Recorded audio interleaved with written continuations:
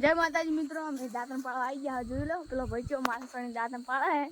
આ દેશી ગોમડામાં આજના દાંતણ પાળવા પડી. આ જોઈ લો તમે, આ જોઈ લો તમે ચો સડી ગયો હે.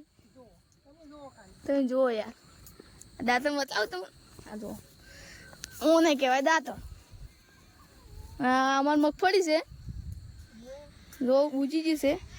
ઓપા ખાવા હોય તો આવી જાજો, ખબર દેવાની 2-2 કિલો બધાને. હેડે જોયા અરે ચો દાંતણ લઈને જાય. હવે दांतन लेना मी हेड़िया हम देख सकते हैं। देखो हम हमारे देसी गुजराती ब्लॉग में आ जाते हैं। જોઈ લો અમે दांतन લઈને હેડી ગયા. આ વેલા દાંતન કરાવવામાં આવે. તું જોઈ લો અમારી મગફળી જોઈ લો. હા તો હાલ તરત જોઈ લો. આ જો આવું છે અમારું ગામડાનું મોસમ. તો જય માતાજી.